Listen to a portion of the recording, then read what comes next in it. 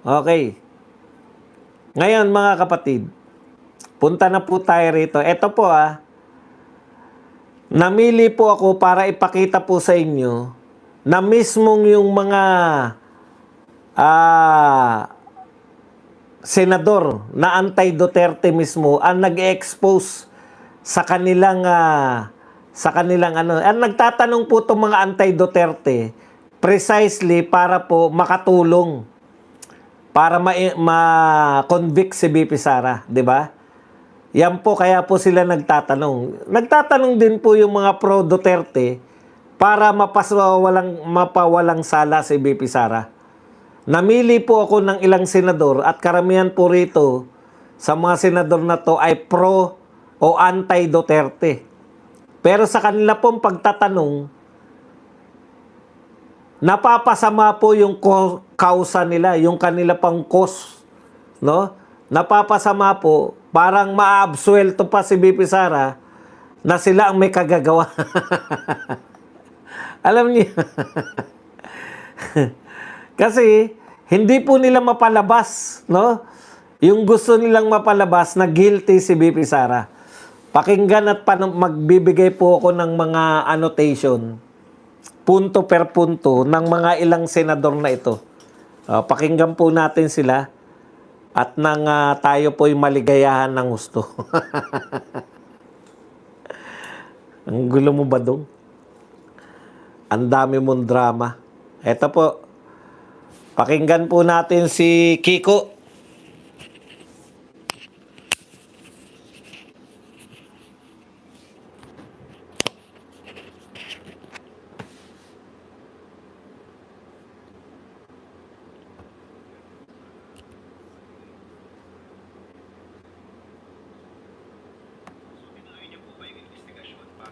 Hanap ang taong ito. Well, aside from the fact, Your Honor, na nag-issue kami ng subpoena sa Vice President, Hanap ang taong ito. sino yung mga team na... aside from the fact, Your Honor, na nag-issue kami ng subpoena sa Vice President, utterances ni Vice President Sara Duterte noong November 20. Aside from the fact, Your Honor, na during our time, insofar as the Cybercrime Division is concerned, yung Cybercrime Division, Your Honor, and the team that was yung binuo ni former Judge, Director Judge. So kayo lang po. At that time, sir, hindi ko na po alam ngayon kung Taong ito. ito ng Vice President. Hindi ko po tinatanong kung sinabi ba ito o hindi. Dahil Makakuha ng information kasi we need sino yung mga team na kasi nalipat na po ako sa ibang region. Okay. Yung tanong ko po kasi ay nakatukoy dun sa taong nakausap o sinasabing na kontrata ni Vice President Sara Duterte para patayin yung Presidente, First Lady at former Speaker. So tinuloy niyo po ba yung investigasyon para mahanap ang taong ito? Well, aside from the fact, Your Honor, na Ang linaw po ng tanong ni Bam Aquino. Gusto niyang palabasin ni Bam Aquino na meron talagang real talaga yung threat, di ba? Kaya buong akala niya, eto si Bam Aquino nagpahamak sa kanilang kumbaga, imbis na makatulong yung tanong ni Bam Aquino, nagka-leche-leche yung prosecution dahil sa tanong niya na yan. So, hinanap nyo ba o inimbestigahan nyo ba yung kasi naniniwala si Bam Aquino na totoong mayroong silang hinire na assassin. So, ang tinatanong ni Bam Aquino, kumusta yung investigasyon nyo sa assassin? Akala niya, mayroon talaga. Yan. Yan siya nagpahamak issue kami ng subpoena sa Vice President para makakuha ng information kasi we need a validated information, we need a confirmed information. Nung inisyu namin ng subpoena yung mga media personalities, bawat isa sa kanila na nag-appear, tinanong din po namin, nandun ka ba nung sinabi ito ng Vice President? Hindi ko po tinatanong kung sinabi ba ito o hindi. Dahil may witness rin po tayo nung nakarang linggo na nasabi nga ito at napanood naman natin Opo. lahat. Ang tanong ko, tinuloy niyo ba yung investigasyon para matukoy ang taong ito? Nagtanong kami, Your Honor. We tried to elicit information both from those people who have personal knowledge during the online press conference. Unfortunately, wala kaming ma-establish na validated information na confirm. So, in fact, hanggang ngayon, nag-aantay po kami. Hindi yung katulad dito sa nangyari, may apparent commission of the crime dahil nandiyan yung video eh. Opo. So ang ibig niyo pong sabihin, bilang NBI, hindi niyo nahanap yung taong ito, pero literal niyo tong, sabi niyo, literal, itong pag-assess niyo dun sa statement dahil ito mismo yung nasabi ng Vice President.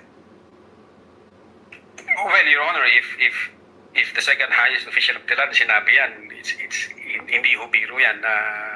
Medyo mabigat ho yan at yung pagkasabi pa niya na may kasamang galit at mga pagmumura. So we took it very serious, Your Honor.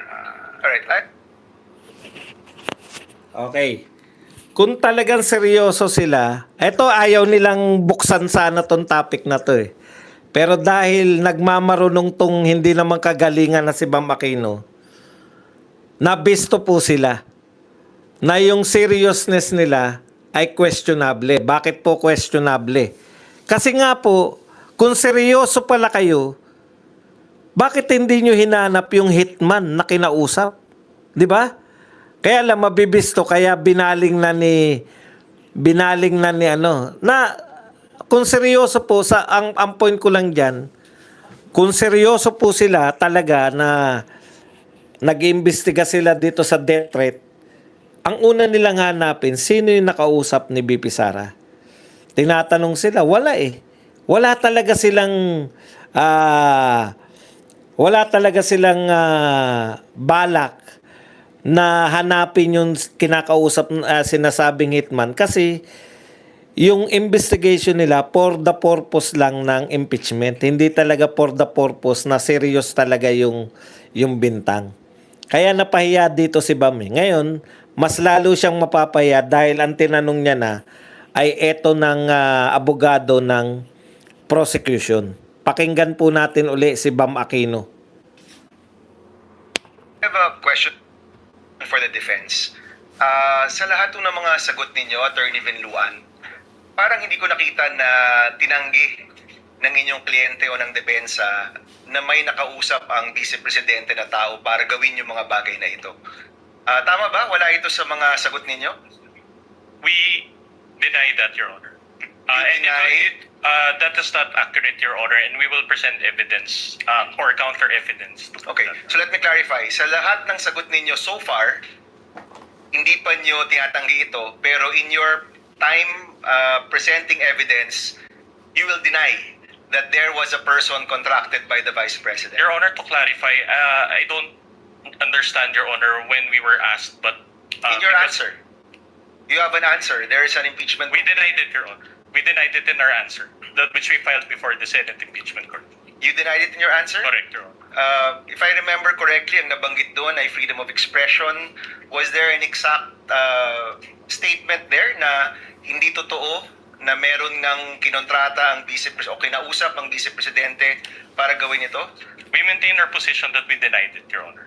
Okay. It is there in our answer. Mr. President, I don't want to take up time, but I do want to check the official records and look for this because I don't remember seeing that in any of your answers, Mr.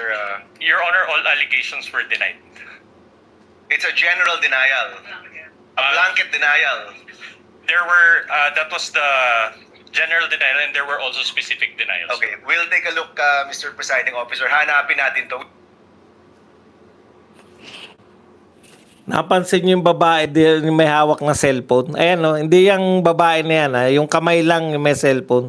Ay, hindi pala kita. Ito, yan o, yung may kamay na cellphone. Yan din yung nagdidikta kay kay Rizon Teberos. Balik lang natin ng konti. There were, that was the general denial, and there were also specific denials. Okay, we'll take a look, Mr. Presiding Officer. Hanapin natin. Di ba? Ang dinikta niya kay Bam Aquino, blanket denial. Tingnan, pakinggan niyo po. And if I may come back to this once we take a look at the records, Mr. Presiding Officer. The gentleman. Your Honor, all allegations were denied. It's a general denial. Blanket denial. General denial, blanket denial. O ano ngayon? Kala mo nakapunto na siya eh. So it is a general denial, blanket denial. Ano pong problema kung blanket denial o general denial? Sila yung nag-aakusa eh. Sabi ng depensa, hindi po totoo yung inaakusa nila. Ibig nyo sabihin, general denial? Hindi specific? General denial? Talo na, parang gusto sabihin niya, yung ngiti niya, no? Tignan nyo yung ngiti niya. General denial. So, panalo na kami. Kasi general denial lang, hindi specific. Utot mo, hindi mo naintindihan ng batas. Ang ibig sabihin, pag dininay mo, wala naman silang sasagutin na pare. Hindi po nila kinakailangan sagutin ng punto per punto. Kasi dinideny po nila yung mga aligasyon. Ngayon, kaya nila dinideny ng general kasi wala naman silang kinakailangan sagutin dahil wala namang naipapakitang ebidensya yung testigo. Wala naman po nakikitang ebidensya, pinapakitang ebidensya yung mga nagsasakdal. Naintindihan mo, Bam Aquino, mamaya mapapahiya pa yan mamaya. Kasi hirit pa yan mamaya eh.